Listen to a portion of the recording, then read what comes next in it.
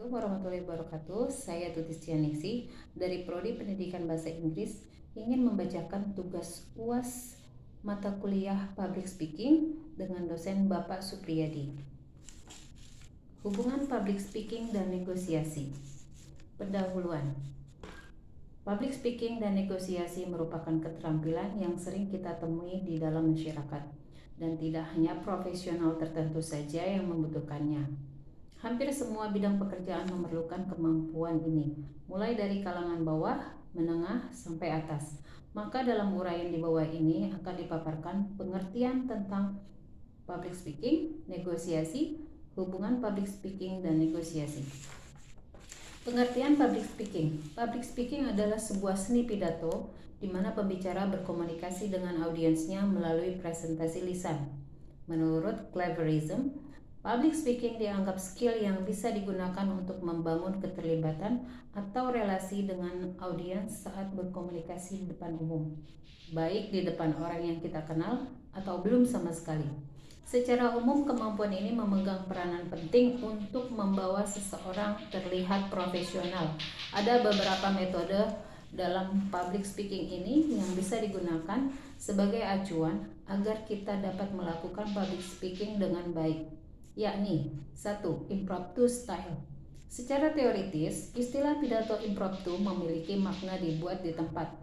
Maka dari itu, metode ini mengacu pada pembicara yang tidak banyak berlatih dengan naskah, yang tidak banyak dipersiapkan. Pidato yang dipersiapkan dengan metode ini umumnya pendek dan seringkali diberikan dengan sedikit atau tanpa pemberitahuan sama sekali. Catatan jarang digunakan dan pembicara umumnya langsung kepada penonton. Hasilnya, mereka mampu membuat penonton terlibat dengan lebih mudah.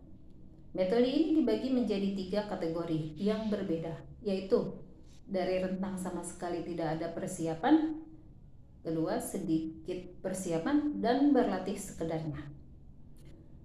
Nomor 2 adalah manuskrip style.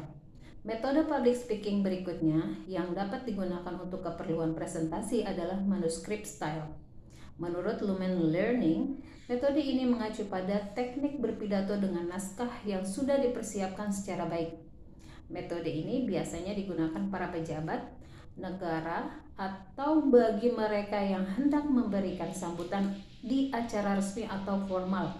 Metode ini digunakan bertujuan untuk menghindari terjadinya kesalahan karena setiap kata yang diucapkan akan diperhatikan oleh masyarakat luas dan dikutip oleh media massa. Yang ketiga, memorized style. Metode ini yang paling sering digunakan dalam dunia profesional. Metode ini mengacu pada teknik menghafal skrip yang akan dibacakan kepada audiens secara verbatim atau kata demi kata agar bisa disaring dengan mudah. Metode ini menuntut pembicara untuk menguasai semua susunan bahasa, ide, dan gagasan yang terdapat di dalam skrip. Metode ini juga cocok untuk pembicara dengan pembahasan atau topik yang menarik dan sederhana. Yang keempat, extempore style. Metode ini dapat dimanfaatkan untuk kebutuhan presentasi. Menurut studi dari keseluruhan metode di atas, metode extempore merupakan gaya berpidato yang sangat dianjurkan untuk pembicara di ranah profesional. Karena metode ini mendorong pembicara untuk menggunakan skrip pidato yang hanya berisi outline dan pokok-pokok penunjang. Pembicara memiliki pedoman untuk mengatur gagasan dalam pikiran yang akan mereka sampaikan ke audiens. Metode ini juga akan mengurangi rasa takut. Public speaking juga tidak lagi terbatas pada komunikasi verbal, menggunakan suara dan kata-kata, juga melalui foto, tulisan, simbol, film, lukisan, bahkan arsitek bangunan, yang sekarang dikenal dengan retorika visual, yang sangat mengandalkan komunikasi nonverbal, seperti iklan minuman ringan yang menampilkan sekelompok remaja yang tertawa bahagia sambil minum kopi yang diiklankan. Iklan tersebut berusaha mempengaruhi kita bahwa jika kita minum produk tersebut akan sehat dan bahagia seperti mereka. Ada juga yang menggunakan desain grafis yang lebih mengutamakan keindahan karya grafis. Dengan adanya media internet sangat membantu menyebarluaskan retorika visual melalui penyaluran data dalam bentuk tertulis maupun gambar, bahkan video. Public speaking menjadi keterampilan yang penting untuk dikuasai pada masa ini. Pengertian negosiasi secara umum. Negosiasi berasal dari kata to negotiate atau to be negotiating, yang dalam bahasa Inggris berarti merundingkan, membicarakan kemungkinan-kemungkinan yang dapat terjadi atas sebuah kondisi dan situasi. Negosiasi juga sering dipahami sebagai sebuah proses tawar-menawar. Negosiasi juga merupakan bagian dari kehidupan sehari-hari yang kita sadari atau tidak. Seperti ketika kita berbelanja di pasar tradisional atau mengajukan proposal sebuah proyek dan masih banyak lagi. Sehingga untuk mendapatkan hasil dari apa yang dinegosiasikan, dibutuhkan keterampilan seperti A. Memahami ilmu komunikasi, B. Memiliki kemampuan berbicara, C. Memiliki ketajaman pikiran atau kelihayan, D. Memiliki kemampuan berartikulasi, E. Memiliki selera humor. Menurut Suganda dan Alvinaro, komunikasi bisnis yang efektif dapat meningkatkan nama baik perusahaan, meningkatkan hubungan baik dengan masyarakat, dan memberikan kemungkinan lebih diinginkan perusahaan. Dan ada 4 determinan komunikasi bisnis, yakni ability to communicate, ability to organize, ability to get on with people, personality, integrity, and imagination.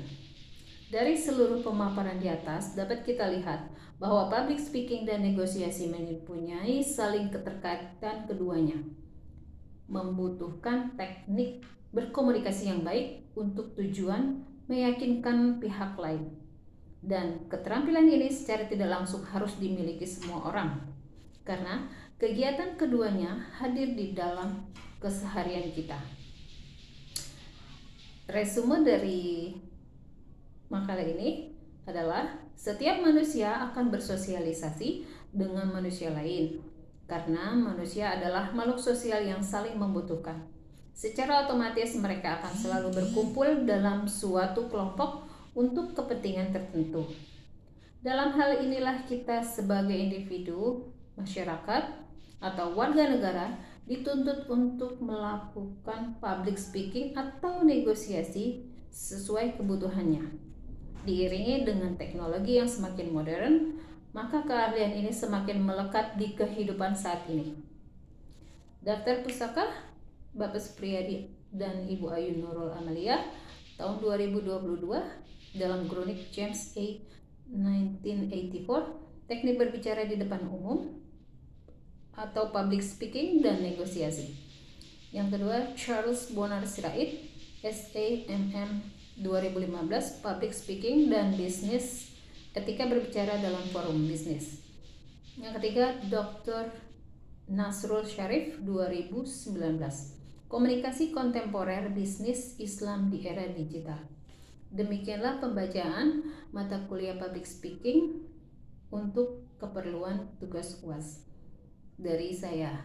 Assalamualaikum warahmatullahi wabarakatuh.